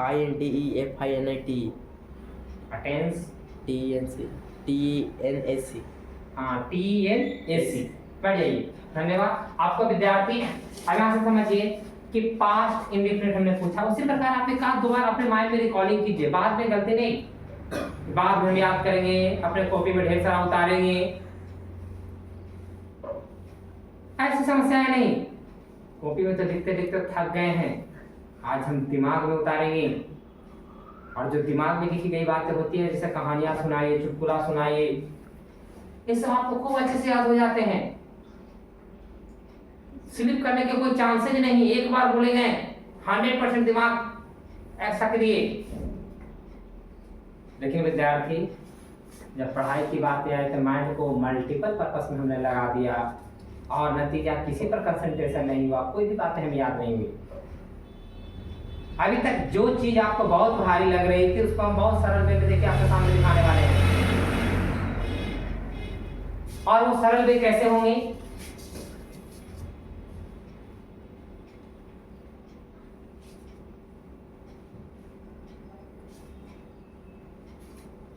सरल तरीकों का हम प्रयोग करने में सबसे पहले यहाँ पे हम लिखेंगे जो आपको पढ़ाएं अफर्मेटिव।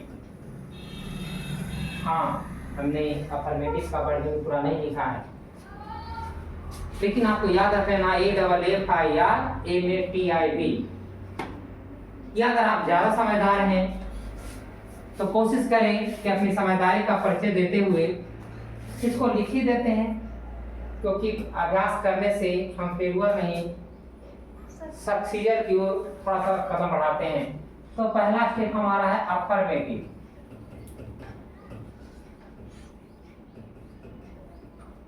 सबका अफर्मेटिव स्ट्रक्चर एक साथ देख लेंगे। सेंटेंस पहचानने में हम थोड़ा बहुत कम बेसी सहयोग पहले से ले चुके हैं। तो चलिए सबका स्ट्रक्चर में देखिए क्या बदलाव थोड़ा सा आया रहेगा। सब्जेक्ट पहले, सबसे पहले इसमें रहेगा सब्जेक्ट, सब के शुरू में रहेगा। इसमें V1 verb का या पचमा रूप या प्लस ऑब्जेक्ट रहेगा, अंत में full stop. Subject plus V1 या V5 प्लस ऑब्जेक्ट।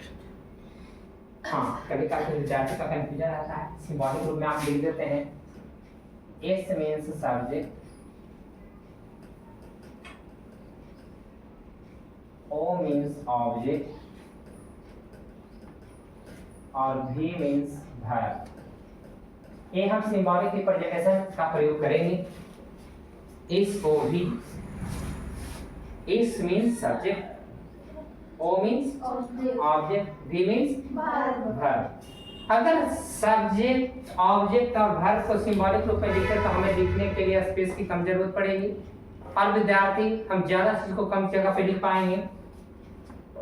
इसको हम थोड़ा सा होल्ड करते हैं या लिख ही देते हैं। इसमें रहता है विद्यार्थी सब्जेक्ट प्लस वर्ब का दूसरा रूप हो जाता है और प्लस ऑब्जेक्ट और फुल स्टॉप। इसमें रहेगा सब्जेक्ट, फ्यूचर में याद रख लेना शैल या विल आएगा ही आएगा,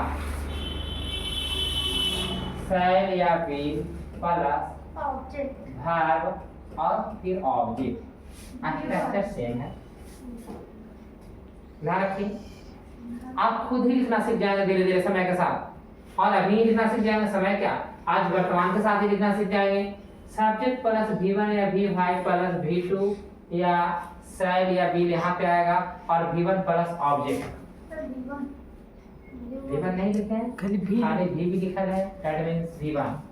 तो ठीक, आपको नॉर्मल केस का भार वही होगा। आई V1 और V2 जो लिख रहे हैं ना, इसने समझ रहा कि मैथ में लिख रहे हैं कि V पावर में V का स्क्वायर, V3 नहीं।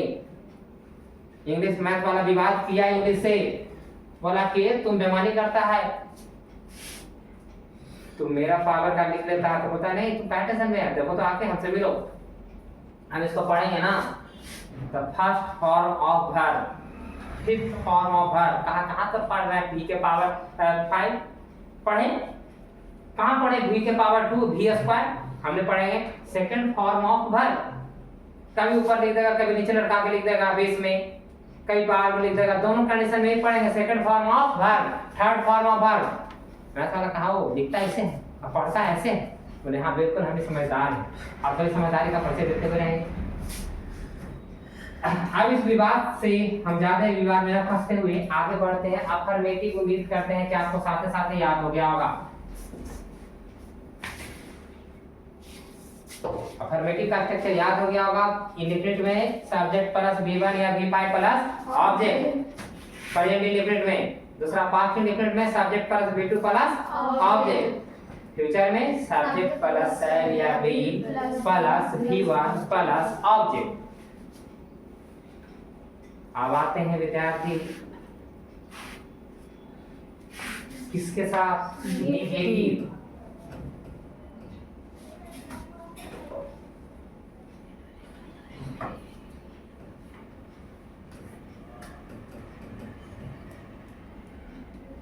नेगेटिव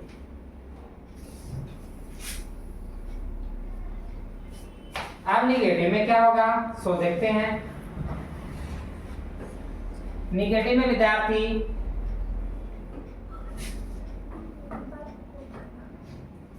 हमारा सब्जेक्ट प्लस, ध्यान रखें, V1 के लिए डू और V5 के लिए डज।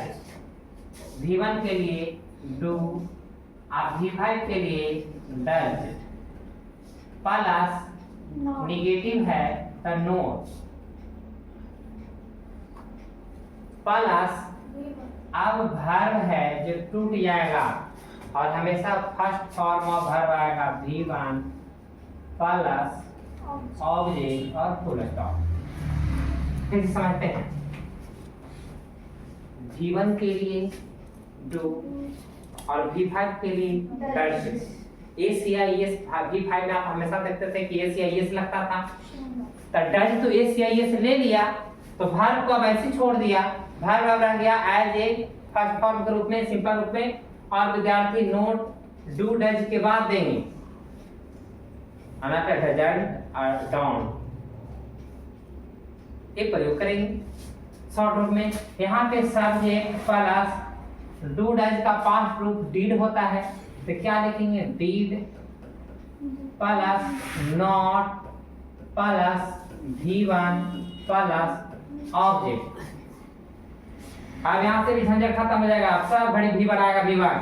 खाली पास्ट इंडिफिनिट के अफर्मेटिव स्वरूप में इंडेफिनिट रूप में V2 रहेगा, बाकी सब जगह इंडेफिनिट V1 लेगा। याद रखें, ध्यान रखें, माइंड सेट करो।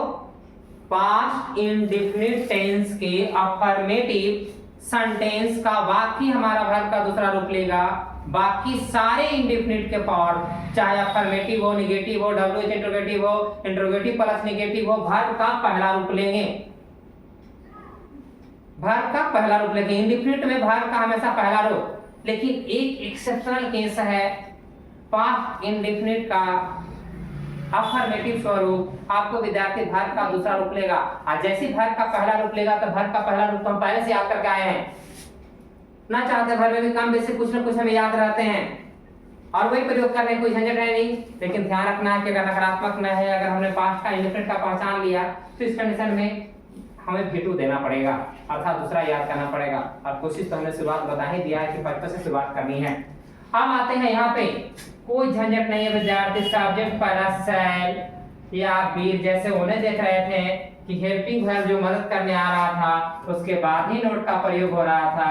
वर्ब का पहला रूप plus object plus full stop. Negative में भी बातें हम समझ जाएंगे, नेगेटिव स्ट्रक्चर हमें लिखने आ जाएगा। इंडेफिनिट में कहीं झंझट है, तीनों देखिए, तीनों टेंस हम एक साथ पढ़ रहे हैं, फिर हम वाक्य भी देंगे, सब आप वाक्य बनाना शुरू कर देंगे। अर्थात एक बार में हम कम से कम विद्यार्थी 3 पढ़ेंगे, 4 राउंड में तो सब 3 जगह 12, और एक में 3 ही नहीं पढ़ रहे हैं, 3 5 15 पढ़ लेंगे। और एक सब जब मिसलेनियस आपस में होता था, हम भी खिचड़ी हो जाते हैं, और तुम लोग को तो विद्यार्थी समझ ही रहे हो कि तुम लोग खिचड़ी पहले से होने लगते हो। लेकिन विद्यार्थी हर एक जगह पे हमें स्टेबिलिटी रखनी है और सही तरीके से वस्तुओं को एनालाइज करना है। हमें सोचने की क्षमता है, हम ही वो वस्तु है। आज सब चीज क्या हो गया, सिस्टमैटिक हो गया, हर एक वस्तु को व्यवस्थित करके रखिए और हम वही व्यवस्थित रूप में आपको आगे बता रहे हैं। अगला आते हैं अफर्मेटिव के बाद हम नेगेटिव पढ़नी है, नेगेटिव के बाद अगला हमारा कौन विद्यार्थी है, इंट्रोगेटिव। बड़े में उम्मीद करते हैं कि नहीं याद हुआ होगा ना, हाँ याद हो गया है तो बहुत अच्छी बात है। नहीं याद हो गया है तो आगे जाते जाते यहीं पे याद करने बैठल क्या करेंगे। बहुत तुम लोग कहते रहते थे बैठल बैठल क्या करें, अंतराक्षरी को खेलते रहते थे। शुरू करो अंतराक्षरी, यहाँ अंतराक्षरी में ही शुरू करना है कि इंट्रोगेटिव का वर्ड याद कर लेना है, नेगेटिव का याद कर लेना है, स्ट्रक्चर याद कर लेना है जब तक हम आगे बढ़ रहे हैं। अब यहाँ से देखिए इंट्रोगेटिव बहुत सिंपल रूल्स, जो हेल्पिंग वर्ब उसको मदद करने आया है एक्चुअली वर्ब, उसको 12 खींच के लेकर चलाइए। अर्थात यहाँ पे अगर हम चर्चा में लें तो विद्यार्थी do does did shell will उठ के बाहर आ जाएगा, और जब इसको हम उठा के बाहर खींच लेते बाकी स्ट्रक्चर आगे घसकेगा और अंतिम प्रश्नार्थक 16 ले लेगा। तो यहाँ से देखिए आप शुरू में आपके डू डज को स्मॉल में लिखेंगे, बिल्कुल सावधान। और हम ओवर कॉन्फिडेंस में हमेशा अंदर लिखते आ रहे थे क्या स्मॉल में, तो बाहर में आके मेरा स्मॉल कैपिटल कैसे हुआ। तो यहाँ देखिए हमारा ग्रामर परिभाषा देता है कि किसी भी वाक्य की शुरुआत का पहला अक्षर कैपिटल रखें। सो आप जब डू डज को बाहर निकालें तो उसका पहला लेटर क्या कर दें, कैपिटल। और अगर ऐसा आप नहीं करते हैं तो मे भी आप तो महान पहले से हैं, आपकी महानता में अगर एग्जामिनर ने महानता दिखा दिया तो ग्रामेटिकल एरर तो कर ही चुके हो। तो यही प्रकार का डू अटैच लिखते हैं पहले कैपिटल लिखें, क्यों, क्योंकि आपको वार्निंग यहाँ पे आगाह करने की आवश्यकता है कि जब डू डज को बाहर निकालें तो क्या उसका पहला अक्षर लिखें, कैपिटल लेटर में लिखें। So we continue, so do does plus, अब देखिए डू डज को बाहर खींचे हैं, बाकी स्ट्रक्चर आगे शिफ्ट करेगा।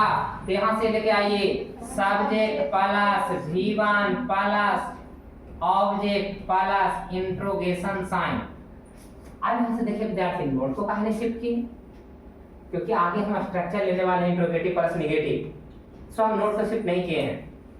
लेकिन अगर हम एक में डाल देते तो दोनों समेट लेते। अब यहाँ से देखिए इसमें भी किसको खींच लें, डीड को, did plus subject plus V1 plus object plus अंतिम में इंट्रोगेशन साइन देना बहुत बहुत जरूरी है हिंदी एंड इंग्लिश दोनों वाक्यों में। ये बातें नहीं देंगे तो आपका विद्यार्थी साइन ही रह जाएगा।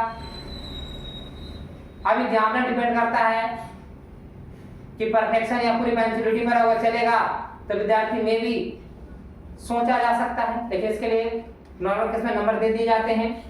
अब यहाँ से देखिए सैल या व्हील, अब शुरू में आया इस बड़ा हो जाएगा सैल या wheel.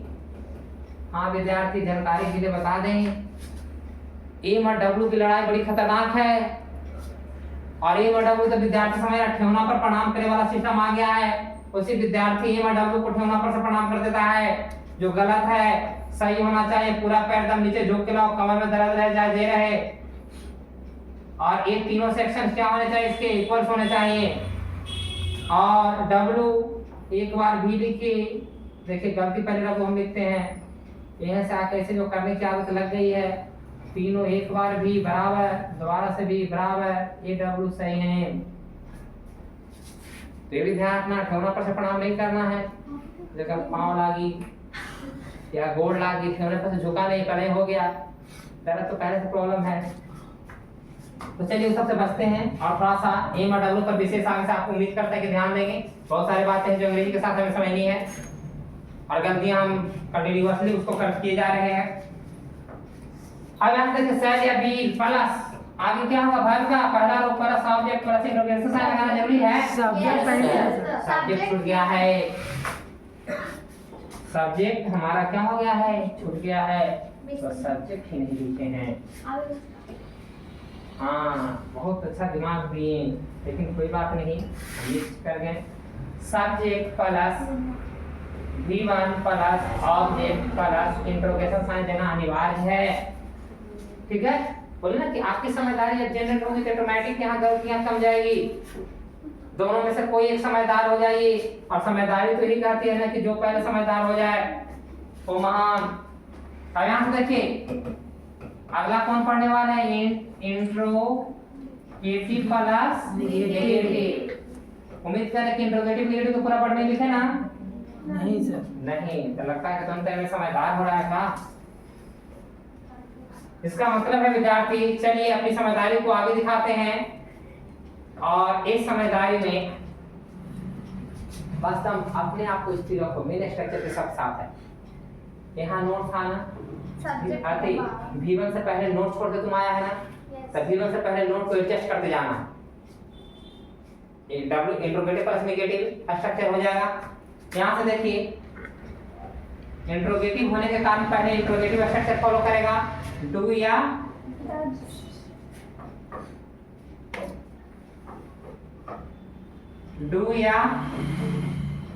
Does plus subject plus not. ये ध्यान रखिए विद्यार्थी, इस विद्यार्थी को हम लोग छोड़ के गए थे, खाली सिर्फ नॉन केस में plus V1 plus object plus interrogation sign.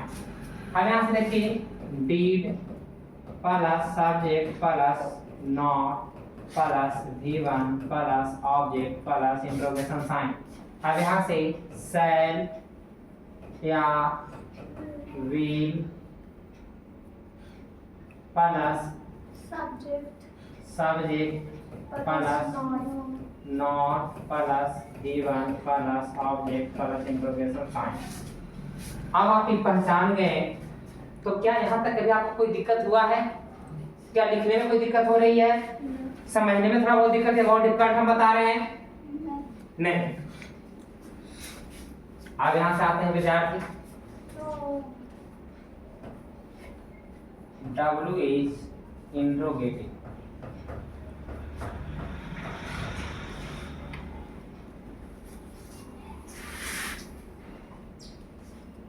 इस स्ट्रक्चर को समझने का प्रयास करते हैं।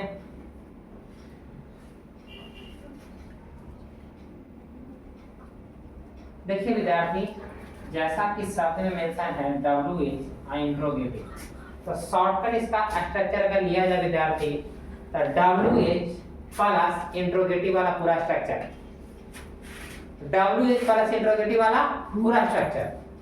और अभी लिखेंगे वैसा ही, हम देखे दिखाते हैं। WH वर्ड प्लस सब्जेक्ट नहीं होके डू या डज होगा, डू या does plus subject plus V1 plus object plus interrogation sign. फिर यहाँ पे WH word plus subject plus subject होगा कि डीड इंट्रोगेटिव वाला वाक्य है did plus subject plus V1 plus object plus interrogation sign. यहाँ पे WH वर्ड प्लस शैलिया व्हील प्लस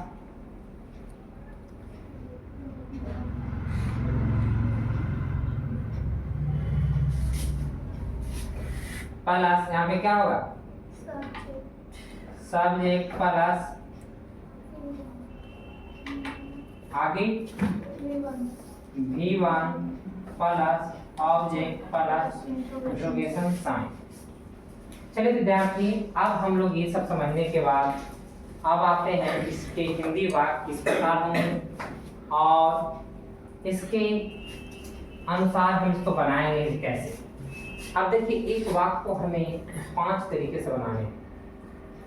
सो हम अगर ये स्ट्रक्चर आपके माइंड में थोड़ा बहुत अगर शिफ्ट करता है या विद्यार्थी जगह बना पाता है, अपना स्थान ले लेता है, तो हम आगे एग्जाम्पल बेस पर आएंगे। नॉर्मल केस में विद्यार्थी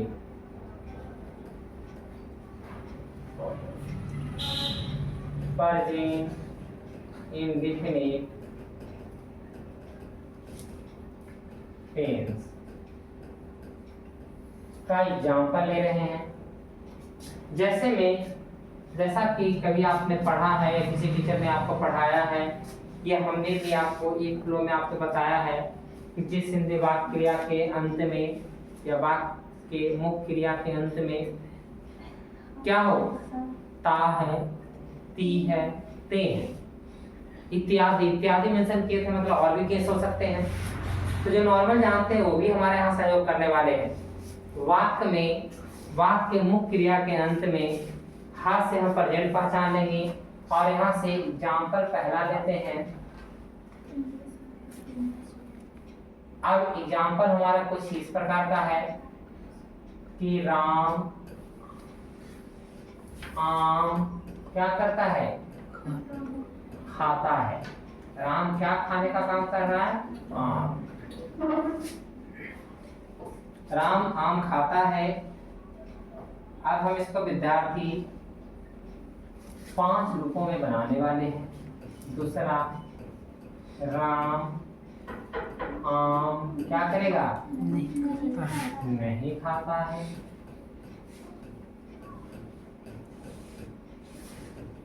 तीसरा क्या होगा, क्या शुरू में लगा देंगे, क्या राम आम खाता है।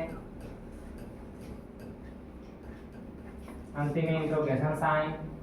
चौथा इंट्रोगेटिव प्लस नेगेटिव, क्या राम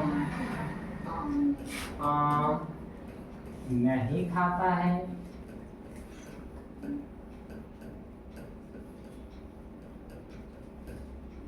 पांचवा, राम आम क्यों खाता है।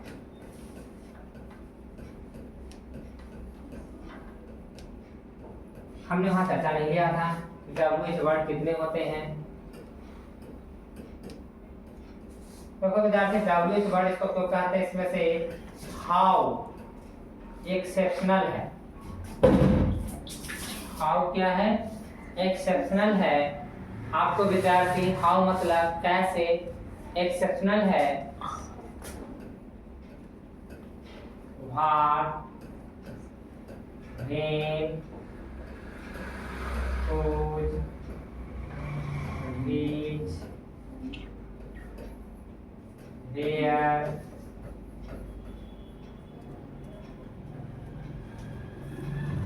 और एक्सेट्रा डॉट डॉट। यानी WH वर्ड ऐसा है नॉर्मल केस में अधिकांश का पहला प्रथम अक्षर W है, इसीलिए हम उसको WH वर्ड से नाम जानते हैं। अब इसका जो हम पढ़े हैं उसके आधार पर इसको बनाने की कोशिश करते हैं। राम आम खाता है, सब्जेक्ट पहचानना है, राम है।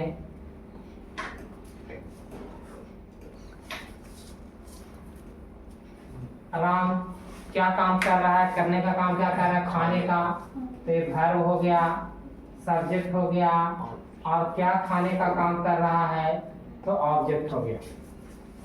अंतिम में आपको नॉर्मल स्ट्रक्चर के अनुसार है से वाक्य की समाप्ति है, प्रेजेंट है, ता है, इस कंडीशन में प्रेजेंट इंडेफिनिट है।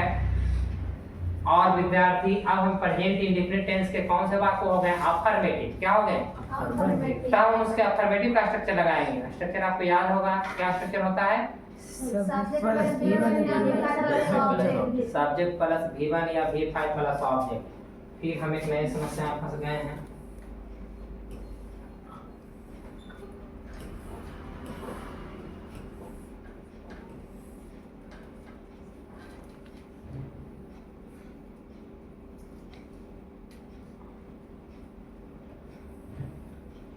यहाँ पे फर्स्ट पर्सन, सेकेंड, थर्ड, तो V5 आपको कहाँ देने हैं, ध्यान रखना है विद्यार्थी।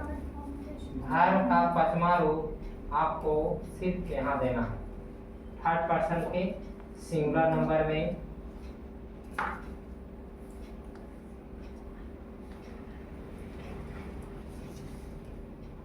सिंगुलर नंबर में यानी वर्ब का पांचवा रूप यहाँ देना है, बाकी सब जगह एज ए इट हम लोग अगर क्या लिखेंगे, V1।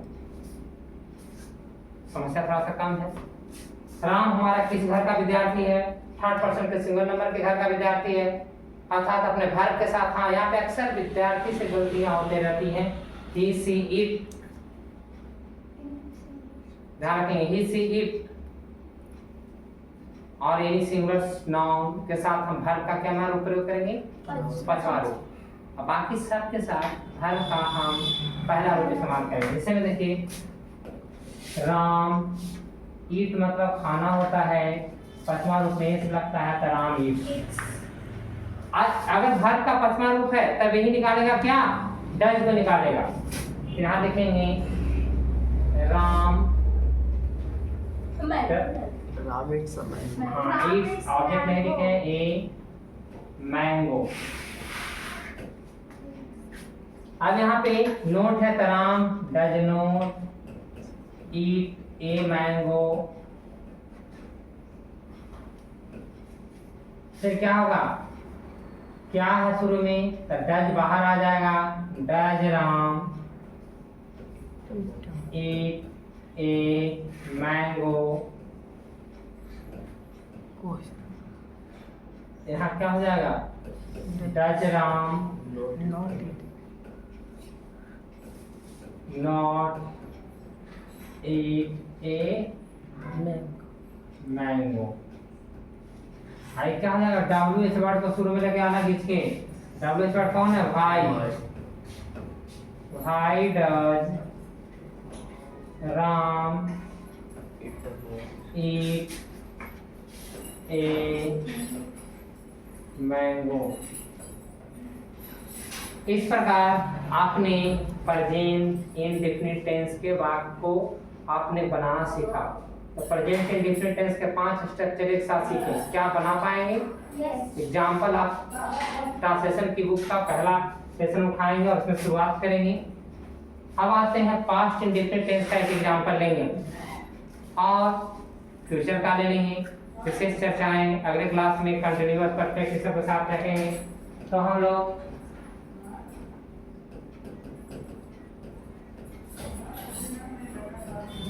कौन कंटिन्यूअस आए हैं, नहीं सर अभी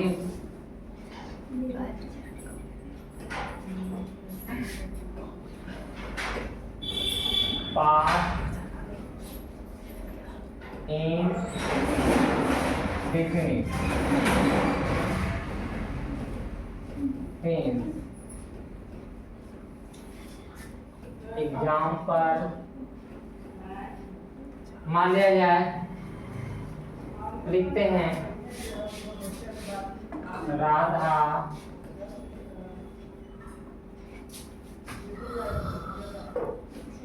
एक आम खाई। राधा एक आम क्या की? खाई। या राधा ने ये काम वेरी राधा ने कम खाया। जैसे मैं देखो, राम ने रोटी खाया, पता है रोटी के अकॉर्डिंग आम क्या है? पुलिंग किसे ले? आम पक गया, आम पक गई, आम पक गया। तो यहाँ पे जैसा लिखल है राधा के चक्कर में कंधे तक खाई होता। देखो विद्यार्थी एकदम इसके पुलिंग की तरह थोड़ा सा हिंदी व्याकरण यहाँ के हम लोग को बताने वाला है। जैसे हम सुना है ना कि राम ने रोटी खाई कि खाया? यहाँ पे होगा राधा ने एक आम खाया कि खाई? खाई। खाया। आम के अकॉर्डिंग भर लेगा। हाँ, टेंशन में है विद्यार्थी भी।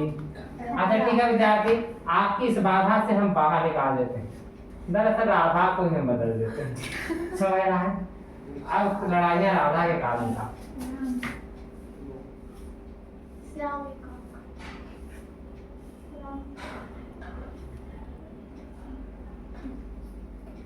अब यहाँ से लिख देते हैं तुम एक आम खाए या तुमने एक आम खाया। ज्यादा बेटर है।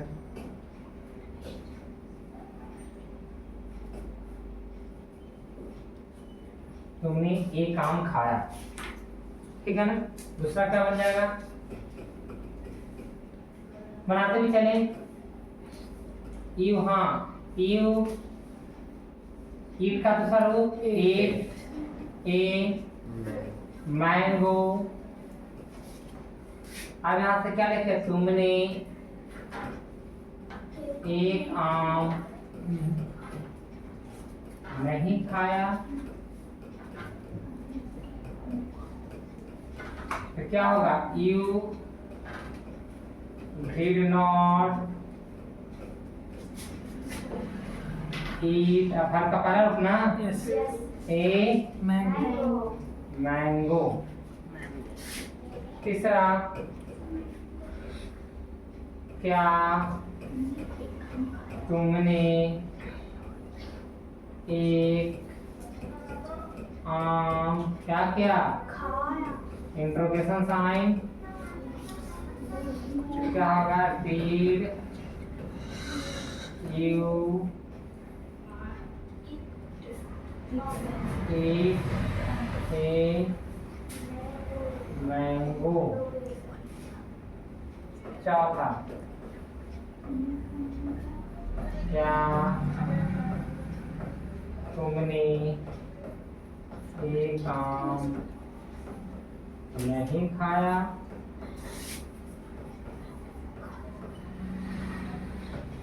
क्या होगा? did you not eat a क्या होगा? मैंगो। अब यहाँ से पांचवा तुमने एक आम कैसे खाया?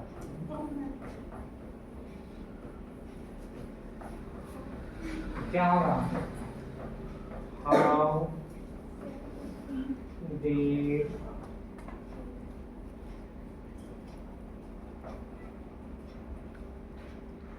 How did you eat a mango? उम्मीद करते हैं थोड़ा बहुत समझे हैं। एक लास्ट है जिसमें हम फ्यूचर इंडेफिनिट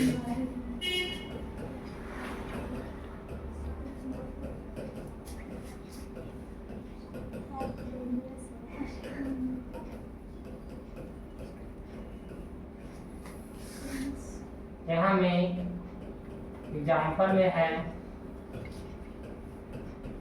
राधा बाजार जाएगी। राधा कहाँ जाएगी? क्या बनेगा? राधा के साथ क्या लगेगा? विल ना? Will go to market. दूसरा क्या हो जाएगा विद्यार्थी? राधा बाजार नहीं राधा राधा तो बड़ी RADA राधा बाजार नहीं जाएगी। Radha will not go to market। तीसरा क्या हो जाएगा विद्यार्थी?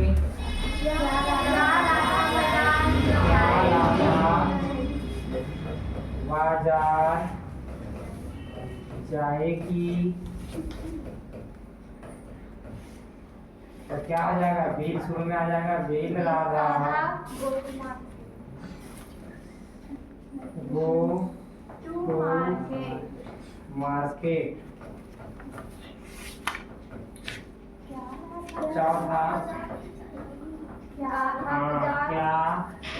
राधा बाजार नहीं जाएंगे? क्या राधा बाजार नहीं जाएगी। Bill Radha not go to market not go to market।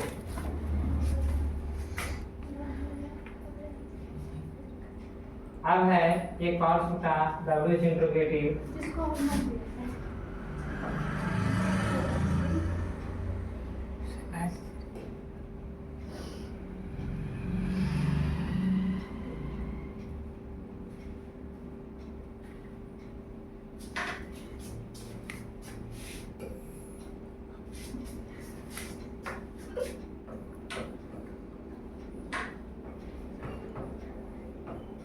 Radha बाजार कब जाएगी?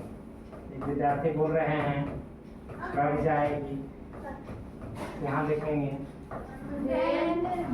वेन मतलब कब होता है?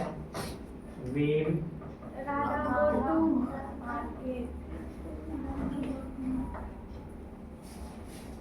go to market।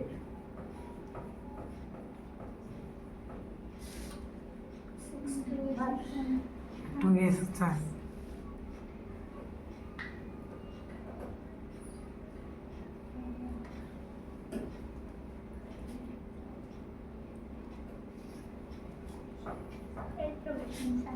अब यहाँ से विद्यार्थी कुछ एग्जाम्पल क्वेश्चन SW वो हम दे देंगे, उसको सफल बना देंगे।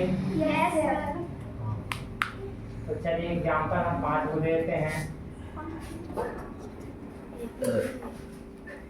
अब यहाँ से पहला हम लोग एक किताब सब में बदल के लाना है। पढ़ते हैं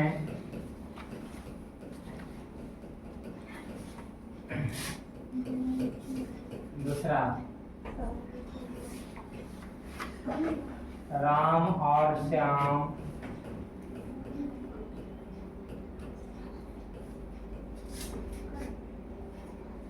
एक पत्र क्या करते हैं? लिखते हैं।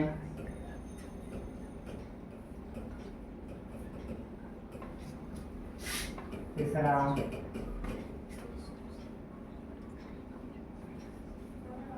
मैं तुम्हें अंग्रेजी पढ़ाता हूँ।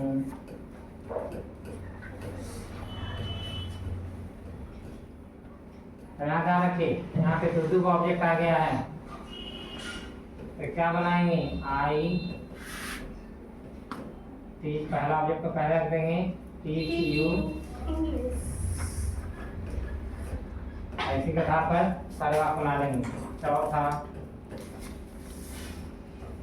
शिक्षक विद्यार्थी को क्या करते हैं? डांटते हैं। पांचवा, मेरी माँ मुझे प्यार करती है। इनको कैसे साइन होगा? मेरे यहाँ सकारात्मक आप बनाए उसके अकॉर्डिंग डालेंगे। Thank you.